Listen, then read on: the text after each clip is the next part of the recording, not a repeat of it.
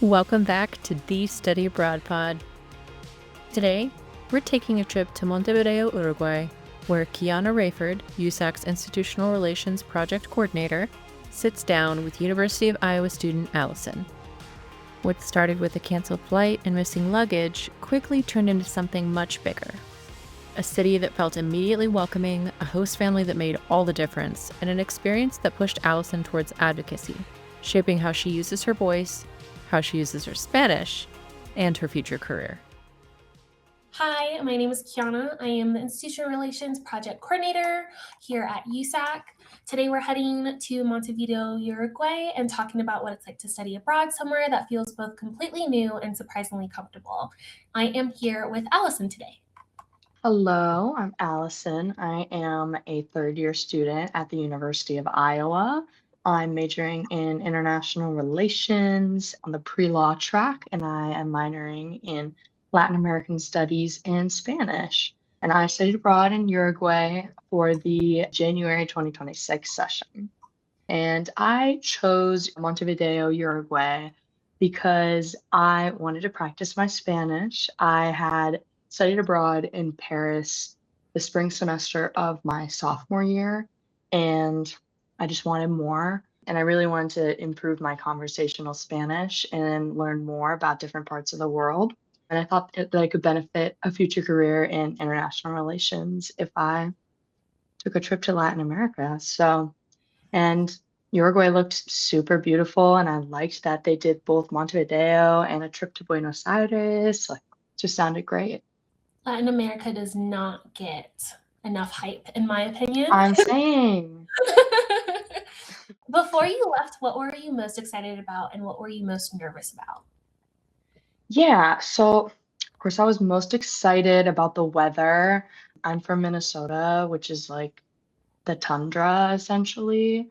So it was great to escape like at the worst part of the year in that cold, dry January. It was so warm in Uruguay. It was like 85 degrees every day at the beach. It was great. I was really looking forward to that. And then also, just like I said before, practicing my Spanish because I don't get much opportunity to do that on like a day-to-day basis unless it's just like in class.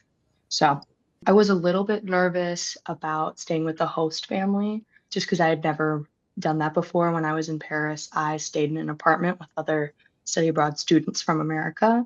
So that was like a pretty comfortable thing there. And this was a little bit out of my comfort zone.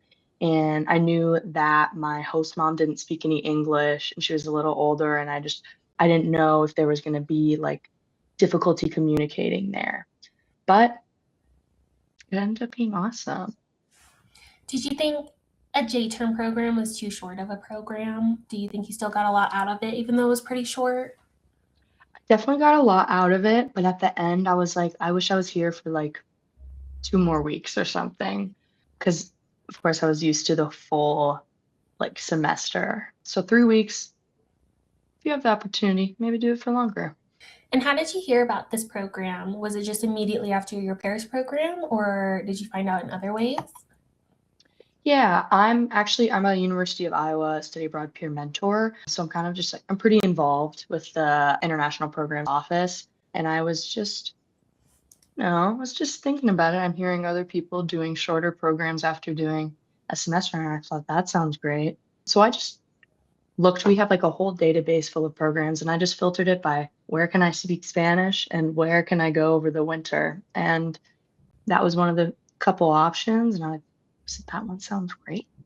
So I'm like thinking of an app that would work for that. I know you said database, I but know, someone could like swipe left and right on study I abroad. know. What do you remember about your first few days in Montevideo? Yeah.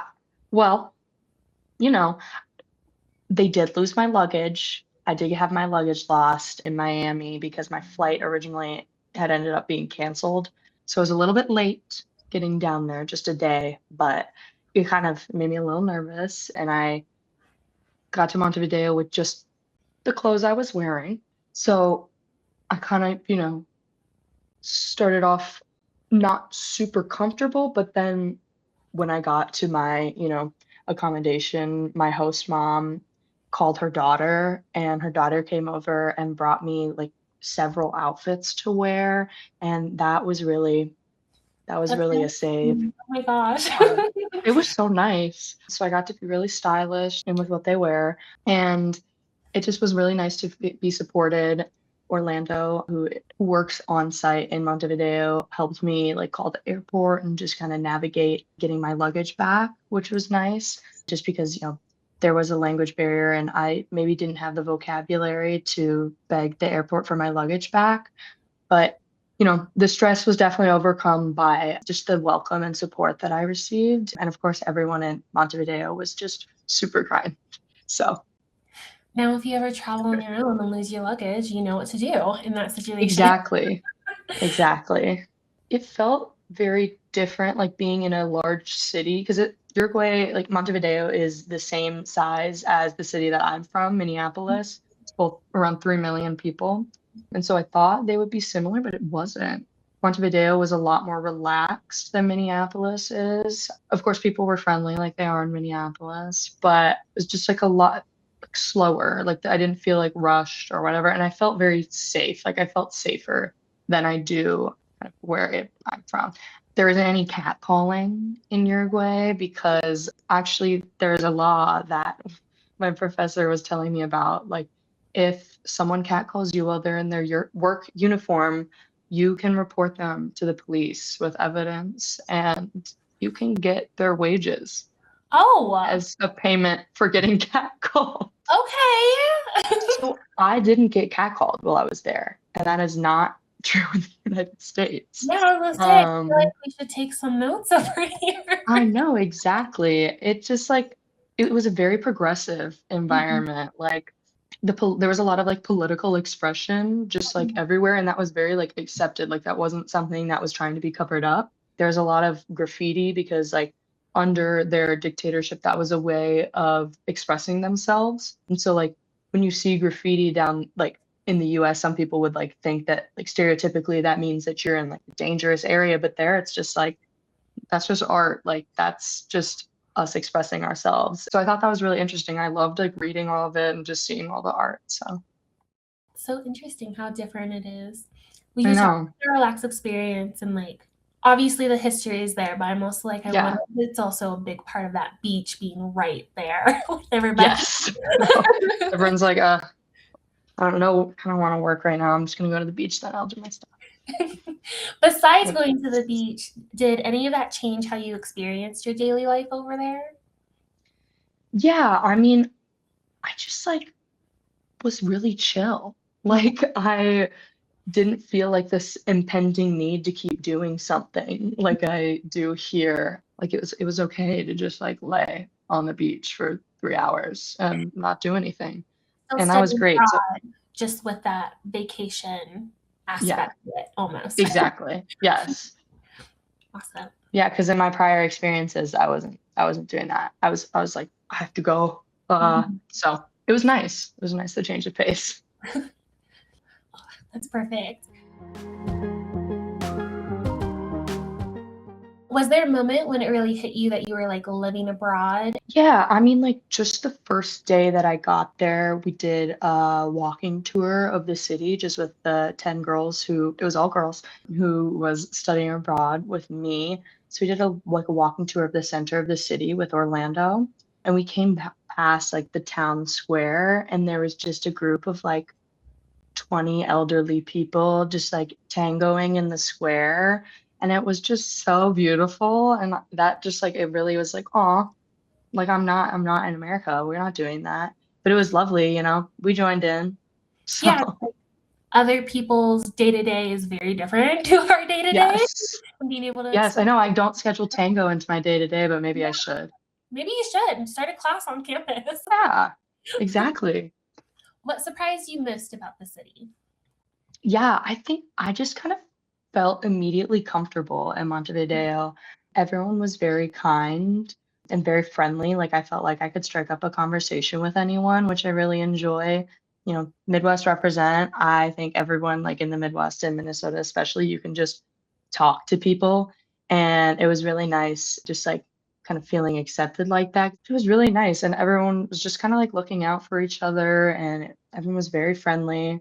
I also really liked like the relaxed pace because all the other places I had been were very like, go, go, go, like the United States and Europe when I went there. So it was nice to kind of just see people like relaxing and like taking time themselves, like siesta. Hmm.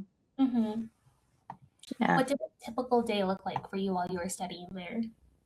Yeah, so I'd wake up in the morning and my host mom would have breakfast for me set out. I was in an apartment with another USAC student. So we would sit down at the table and have some breakfast, which was a tostada, which is like a typical Uruguayan breakfast. So that was just like a toasted piece of bread with either dulce de leche or like a fig jam or some sort of dairy product that I never really figured out what it was or what it was called, but it was good. Aren't those So the best foods though that you find? I know you eat them and you don't know what they are, but they're good. Like I thought it was great. But now maybe I can't find it again unless I go back and I'm like, that's what it looked like. And then we would either walk or take the bus to our class, depending on how hot it was. 'Cause sometimes it's a little too much with the humidity, and we're just like, we don't want to be sweaty in class. But the bus system was like very, very simple. Like it was very easy to figure out and it could take me everywhere. And my class was only like a 15-20 minute walk from my apartment. So either way, easy to get there. So we would meet my professor outside of this apartment complex. My time of the program was a little bit unique in that we were not in Universidad ORT because they were closed for the summer because it's summer down there, different hemisphere. And then we would go up to this just apartment and we'd sit at a table. She'd project, our lesson on the screen. We would usually learn about one country a day and just kind of about politics, history of politics, and like how that informs the culture now, like of each country. And then class would end. We would go have lunch with the rest of the students just because if we didn't have that many people. So we were like, let's get lunch every day. Let's try someplace new every day. And then we were done with school for the day. So usually we would walk around, explore the city a little bit. Most of the time we would have to go to the beach for several hours, of course. There were some coffee shops I liked going to. Like if I had an assignment to do, I would go to this place called La Cultura Alfabeta, which was a coffee shop near my apartment that it was a coffee shop, but then a bookstore, and then also a movie theater. And they had such great food, and I would go there and I would order orange juice every time. The orange juice in Uruguay is so good. And then after coffee or beach, I would have dinner with some of my closer friends. And then usually we would end the night at this brewery and we would eat dinner there and get burgers, or we would go there after and like play cards or just talk. And it was nice to just like have like a third space where we can all hang out. So yeah. And then I go to bed. This just sounds like a really big food tour and it's making me really hungry. It Just super was. I miss all the food so bad. oh my gosh, I love that. The food is really just like the highlight, plus everything else, Yes. which is great. Yes, exactly. What was your living situation like, and how did it shape your experience? Yeah, so I was living in an apartment in the Positos neighborhood, which is near the beach. Lucky me. And I lived with a host mom named Roberta. She was probably around 75 years old. She had immigrated to Uruguay from, I believe, Florence, Italy. So she was lovely. Her daughter would come and visit on Sundays, Carolina, who she was around 50, and she was the one who graciously lent me her clothes, and they were very friendly. Yeah, I was initially a little scared because of the language barrier, but we ended up understanding each other very well as long as I did the classic Uruguay like shush sound with the Y or double L. Because if I said like I'm going to La Playa, she had no idea what I was talking about. So if I said I'm going to La Playa, she was like, "Oh, of course." So that was the one thing that I had to adjust. But yeah, it ended up being super great. She loved to chit chat. She was very nice. So, and I loved her apartment. It had a great view and obviously was super close to the beach, which was nice. So, It's definitely a huge plus. That's definitely a good way to make sure that you're getting that Spanish language experience that you were talking about. yes, definitely. I think Even the immersion was super important. yes, even though it's nerve-wracking, her correcting you means that you'll never forget. Yes, exactly. And then what did that teach you about communication or connection? Yeah, I mean, like, just kind of like nonverbal communication, like when there's a language barrier, because sometimes there were words that I didn't know how to say, because sometimes she'd want to get into like deeper topics. And I'm like, wow, I just have no idea how to say that, or even, I don't know. So I would have to like kind of do like a roundabout way of describing it, or maybe I'd like move things. I would, describe it with my hands, or, just kind of point at things, or even like honestly, we would just WhatsApp a lot. So that was helpful. And then I could look up the words that I didn't know. Mhm. But yeah, I think like just kind of like there's always a way to communicate. Like if you don't know what you want to say, like you'll be able to communicate it. Like if there's a will, there's a way, I think. Absolutely. It's really cool that you guys were able to do that, though. Oh my God. Yeah. Was there a local tradition or food or activity that you ended up loving? Yeah, there was a lot of like music and just kind of like art there. Like there we were leading up to like this street performance festival. I didn't get to end up seeing it because we left, but it is at some time in the spring. But you get to hear people practicing in the street. The traditional music there, it's cumbia, which has like a lot of influence from like Africa and then also bringing in influence from Latin America. So it was like a nice, like beautiful display of both cultures and the music was great. And actually when I went to a friend's host family's house. And when I got there, they made us sing and dance with them because they are performers themselves. They are practicing for the street performance, and they like they put out like real music. So that was so lovely. And they were trying to play English songs, so they would do like the Beatles and stuff because they knew that we knew it, and that was just so lovely. Yeah, so I really enjoyed that. I mean, I saw a lot of mate, which regrettably I never ended up trying because it's not like just sold in restaurants. So mate is like a sort of tea. It's very caffeinated. And in Uruguay, they drink it pretty much 24/7. And they'll carry it around in like a little container. It has a handle and then it has two slots on the side. There's one for your mate cup, and then there's one for like a thermos with like really hot water, and so that you can just keep filling up your mate throughout the day. And so that you just put the tea leaves in like this wooden cup, and then you have a straw or bombilla, and it has a filter at the bottom, and it filters the leaves out, and then you just drink it. But that was something that you make at home and you take around with you. And my host mom didn't drink it, so there wasn't like a way for me to try it. But if I go back, that's definitely something I'm going to be doing. It was also like there's a funny rivalry between Argentina and Uruguay. Argentina kind of sees Uruguay as like their little brother, and they both have really like they're both very passionate about mate, but Argentinians think that Uruguayans drink it far too much. They're like, we love mate, but you guys are on something else. I was So going to say, I've had a conversation with Sebastian, the resident director yes, for yeah, the team.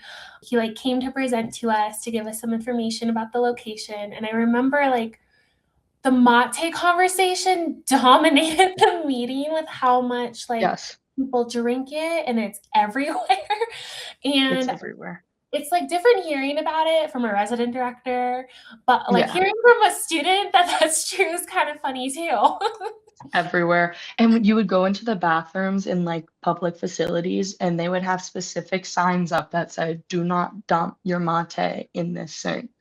which Oh was my so goodness. funny because why would you have to have that sign up? Because people are doing it all the time because everyone has it. Absolutely. It kind of reminds me, not even close to being the same, but it Yeah. reminds me of being from Seattle and having Starbucks and coffee shops everywhere, Yes. like almost the same thing of like that crazy need. That's just so fun. Yes, I exactly. want to experience it too, though, now. So I thank you. know. Of course.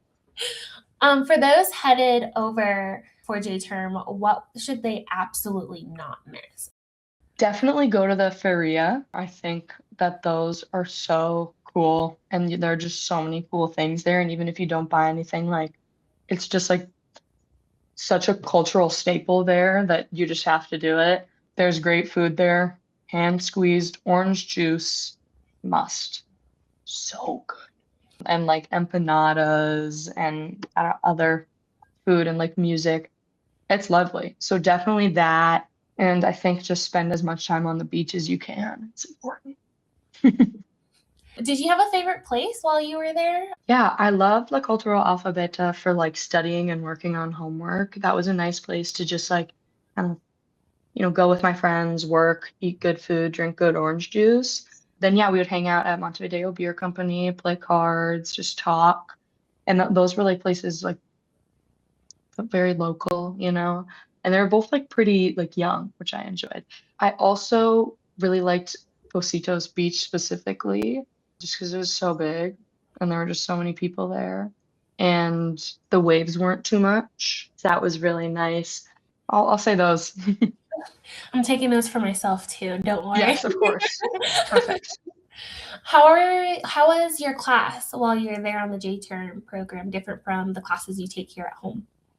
Yeah, my class was very small, which I really enjoyed. So it was me and then three other students.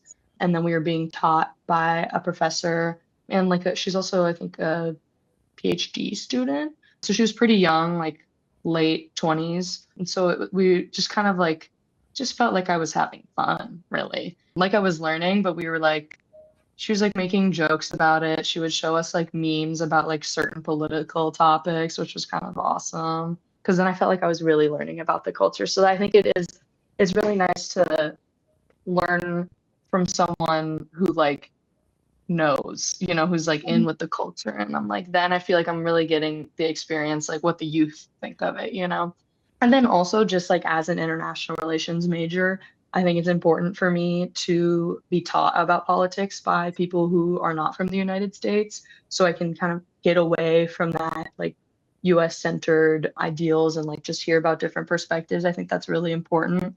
So it was really beneficial hearing from her like her thoughts on like stuff that the United States has done in Latin America. And it was eye-opening, I guess. Yeah. Did it change the way you think about your major in your future career? I know it changed your perspective a little bit, but did it change anything in Yeah. like planning? Yeah, I would say before studying abroad, I didn't really have an idea of what I really wanted to do with my major. Like I had ideas, but they were all just things I was like, maybe, like if that's where the wind takes me.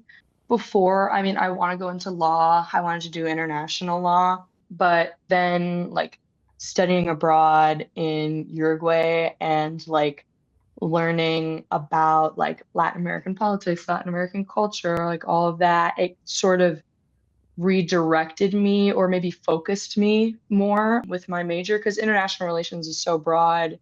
And I think just like having experiences that it could like unlock a certain part of your brain, like you don't know you're interested in something until you experience it. And I really felt that. So like while I was there, I just like found myself realizing like, wow, like I love the people here. I love the way they think about politics. Like, I just love like how kind everyone is, like how you care about other people and all of that. And I love Spanish. So I was like, wait, I could do all of this in with my career. I went home, immediately put Latin American Studies minor in on my degree. And kind of now I'm looking at doing more like immigration work or just some sort of like international work where I am focusing on Latin America preferably with, something where I get to work with people. Like now I'm actually looking more at doing like immigration law, human rights, or like development in some way, like educational development, because it was just so awesome. Yeah, and I think like kind of what really got to me was like advocacy. Like I really 'cause I love to talk. I love to talk to other people. And so I can kind of combine my interests with politics and talking to people and kind of put it together and sort of like a form of like advocating for immigrant rights or advocating for human rights and sort of focused me on what I want to do with my major. So, That's so cool. Oh my gosh. yeah.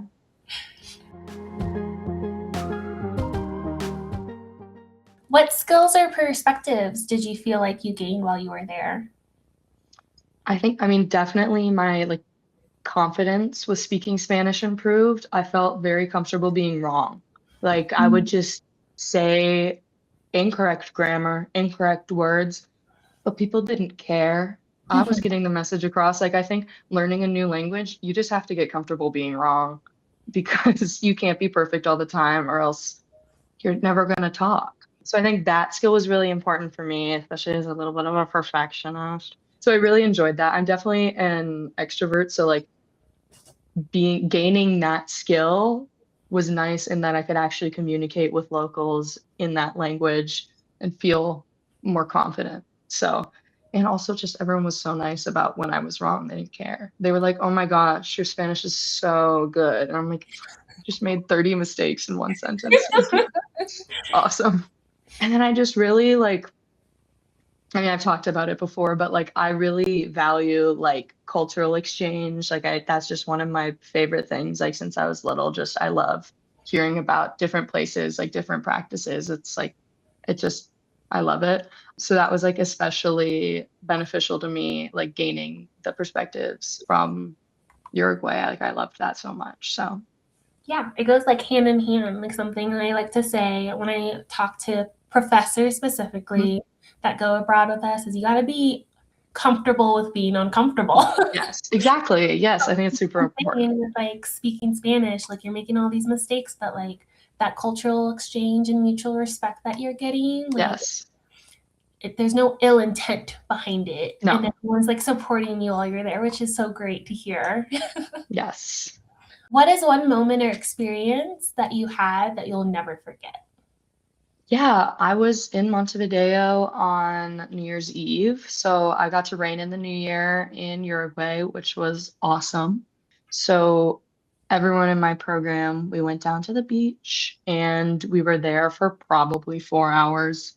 And we just sat on the beach, talked, ate food, and we got to see fireworks. And that was just so lovely, like just seeing like the sunset and the fireworks, and then just getting to celebrate with everyone on the beach because like La Rambla, which is like the street that is next to the beach, and like that just whole kind of lane of like beach and street that goes all the way around Montevideo. That's like a very important part of the city. So like everyone was there that night, and it was just very like I guess immersive to be there during that time. I mean, it was just fun. Like everyone was just celebrating together. Like everyone would walk by and say like Feliz Año Nuevo. Like everyone was just very friendly talking to each other. It was lovely just to see everyone being so happy. So Do they have different traditions there for New Year's than what we do here?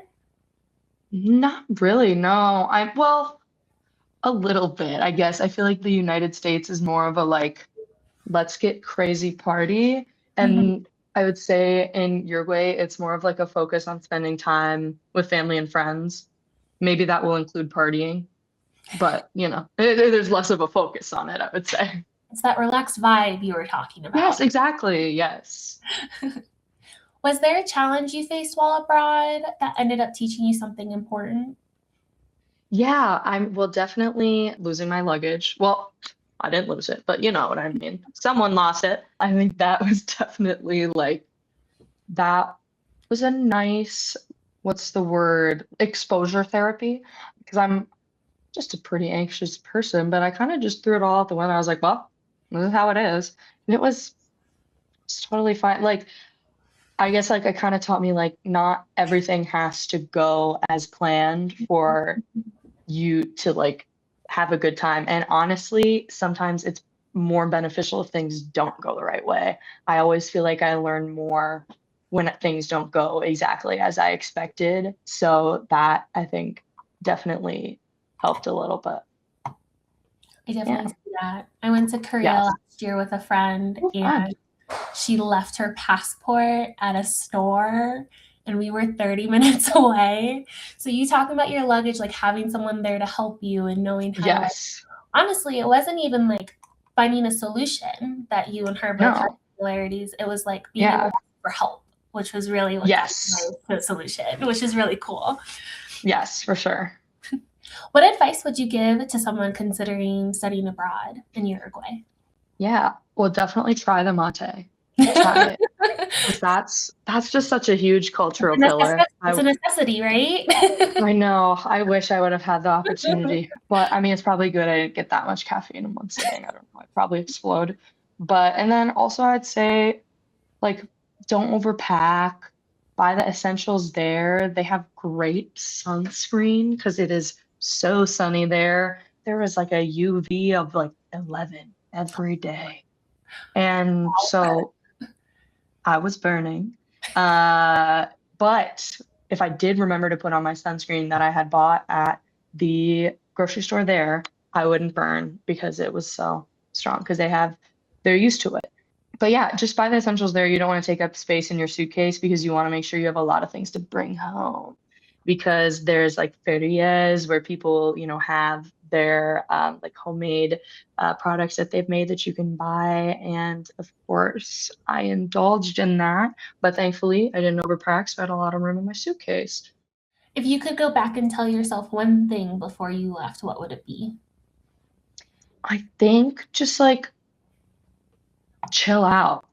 There's no reason to be nervous. Like, we're worrying about something that might not even happen, so you don't need to experience that twice. And then like just throw yourself in. People are all very kind. Like no one's gonna laugh at you for trying to speak Spanish or for I don't know how to get to this place. Like no one's laughing at you for asking directions or asking questions. Like matter of fact, people love to help. People love to talk. Like it's it's fine. And I think just laugh at yourself. Like don't take everything so seriously because Mhm. you'll learn from everything and it's beneficial just to let it happen. Absolutely. I like to say very often, and my team will tell you, we're not curing cancer. Yes, exactly. Losing your luggage is really scary, but like, could Oh, be yeah. worse. It could be worse. Like it could have been my passport. Then I probably would have freaked out and maybe it would have been valid. I You don't could have know. not found another flight too. Like, you still got there. That was a struggle. That was it was like 2 The a.m. and I only was in the one hotel room like, oh my God. I imagine. just made my mom do it. See, you ask for help. Exactly. Ask for help. And in one sentence, how would you describe your study abroad experience? I would say like just very educational and beneficial, eye-opening. I guess that's not a sentence, but it's a lot of words, which is close enough. All points work. It's totally okay. Yeah. Oh my goodness. So it sounds like this has been probably one of the best experiences. If I'm putting words in your mouth, please You excuse me. can. But it sounds like this was one of the best experiences you had, even if you had Yes.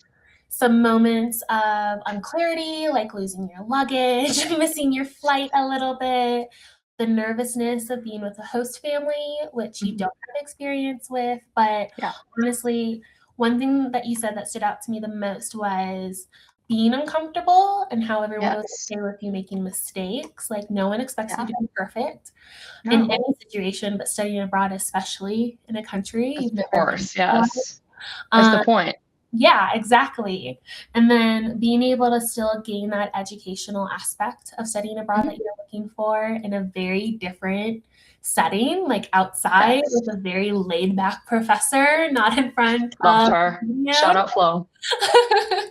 And then just having with Uruguay in particular that really relaxed vibe that you might not get in a very fast-paced Yes. city, for some of us city folk, I guess you could say. Yes, of course. But just like in the United States in general, I feel like on a college campus, it's very, very fast-paced with some people work Yes.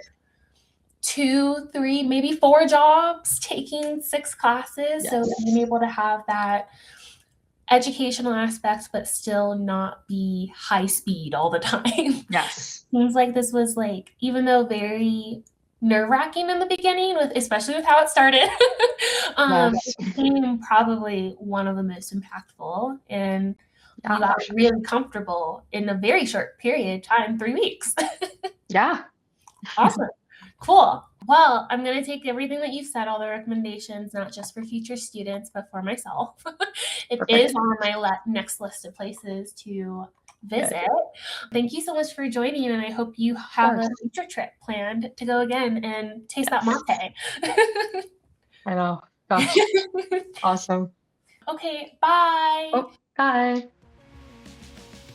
Thanks for listening to the Study Abroad Pod, a podcast brought to you by University Studies Abroad Consortium.